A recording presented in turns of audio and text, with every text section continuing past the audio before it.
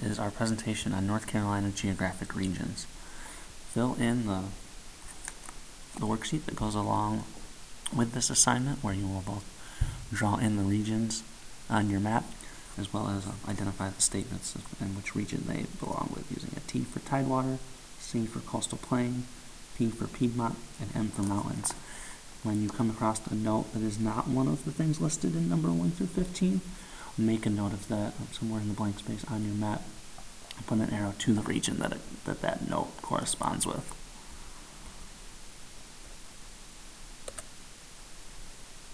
The first region we'll talk about is the mountains region. The mountains is circled there in yellow. It's all the way to the left in the state. It's the brown one. And that borders Tennessee, Georgia, and Virginia for states, and the Piedmont for North Carolina regions. So key facts and information about the mountains region. It's mountainous by nature and very hilly. The main cities include Asheville and Mount Mitchell.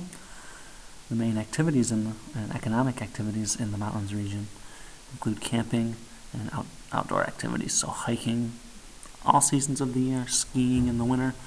Asheville is also known for quite the music scene, as well as a lot of good food, and local art can be found in Asheville. The Blue Ridge Parkway is a main component of the mountains region. It is a long roadway that winds through the Blue Ridge Mountains. It has a lot of scenic overlooks where you can park and look at different views of the mountains.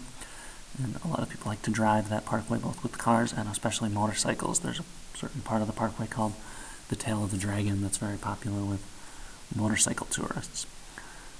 In the mountains, Christmas trees are grown as a major part of the economy and sold both in North Carolina and throughout the country. Elevations in the mountains vary from as low as 1,000 feet above sea level all the way up to 6,000 feet above sea level. Our next region is the Piedmont region. That's the one here in green. It's got the yellow circle around it again. States that border the Piedmont region are Virginia to the north and South Carolina to the south. The coastal plain region is to the east of the Piedmont, and the mountains are to the west of the Piedmont. The Piedmont is where we are located. So here we've got the Research Triangle, or what's considered the Research Triangle: Durham, Chapel Hill, and Raleigh. Here's Research Triangle Park, which is a business area that has a lot of different research facilities that make their home in their headquarters there in RTP. So what are the key aspects of the Piedmont region? Piedmont region has clay soil, so farming has never really been a main thing in the Piedmont region. There are many rivers in the Piedmont region. That'll come back. Those two things will come back into play a couple bullet points down.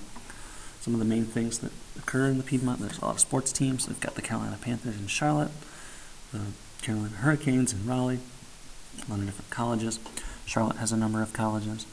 There's NC State in Raleigh, Duke in Durham, UNC Chapel Hill in Chapel Hill, as well, NC Central in Duke, as well as many other smaller colleges that dot the Piedmont region, community colleges as well. Main cities of the Piedmont include Raleigh, Durham, and Charlotte. In Charlotte, there's a lot of, and the area around Charlotte, there are a lot of different NASCAR teams that are based there. Raleigh, is the capital of North Carolina, and that's located in the Piedmont. Because the clay soil exists in the Piedmont, farming, especially excess farming or farming enough products to sell, was never really a big thing in the Piedmont. The soil did not allow it to be profitable.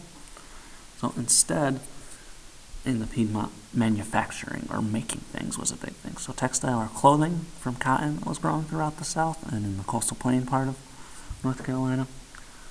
Furniture manufacturing and tobacco processing. And again, the tobacco would be grown in the coastal plain and then would come to the Piedmont to be processed, to be dried and made into a product that would actually be sold. Those are all traditional industries in the Piedmont. Today, banking is a major industry, some in Raleigh, and a lot of banking occurs in Charlotte. Brogden, our school, is located in the Piedmont region, so this is the region that we live in and go to school and work in. Next region is the coastal plain. So here's the coastal plain here again, circled in that yellow oval. Piedmont region is to the west, the Tidewater to the east, the state of Virginia to the north, the state of South Carolina to the south. Main activities in the coastal plain region are agriculture or farming. Today, golfing is really big, barbecuing is big, and fishing. A lot of lakes throughout the coastal plain with very good fishing. The soil is very fertile and the land is very flat. So that has led to the coastal plain being the best region for farming in North Carolina. The main cities in the coastal plain include Rocky Mount and Greenville. Greenville is where ECU, or East Carolina University, is located. The coastal plain also has a lot of military bases, the biggest ones being Fort Bragg and Pope Air Force Base, which are a joint installation in Fayetteville. They employ a lot of people directly and indirectly, so both people living and working on the base, as well as restaurants and businesses around the base and on base to serve the soldiers that are stationed there. There's also a sub-region called the Sandhills that is part of the coastal plain, and that is where Fayetteville is located. So last, the Tidewater. So the Tidewater's here in blue. That's, as it would sound like, is right along the ocean. So it is the coast of North Carolina. The coastal plain region is to the west. The Atlantic Ocean is to the east. We've got the state of Virginia covering a little bit of border to the north of the Tidewater, and the state of South Carolina covering a little bit of border to the south.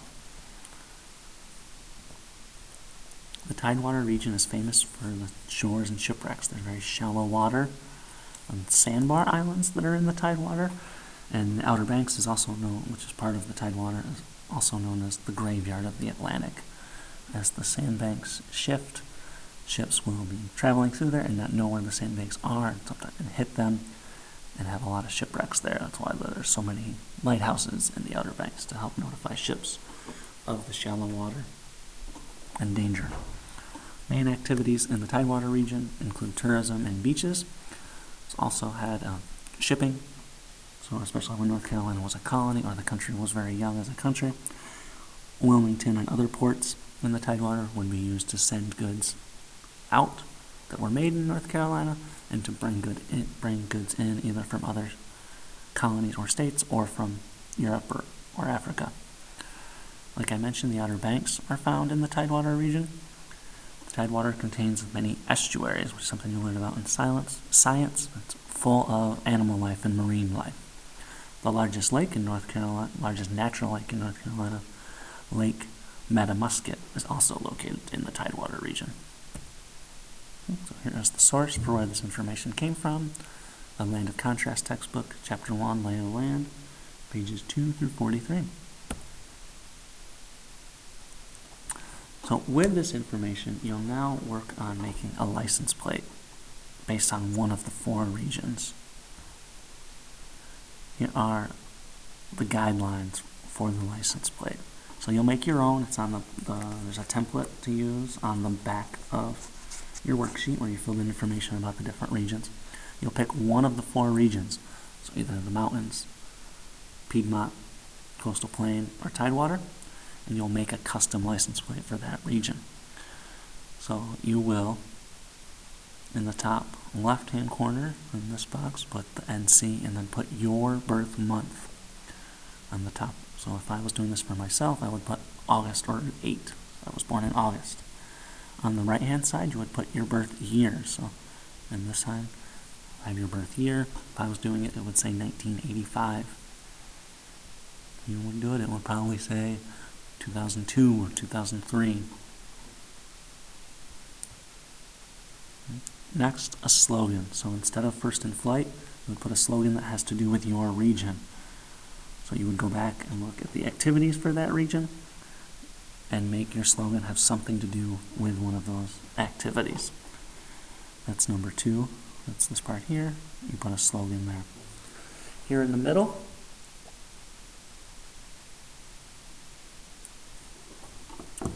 you will put a combination of up to 8 letters or numbers. They should have some meaning, the meaning would be unique to you or to your region.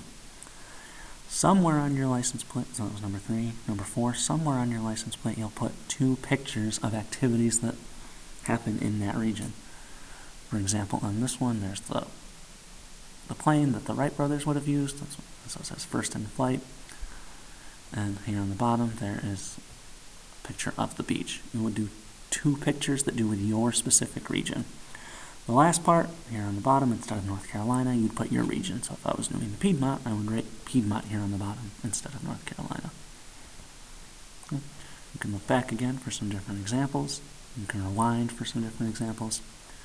And again, here is the guidelines for the license plate activity.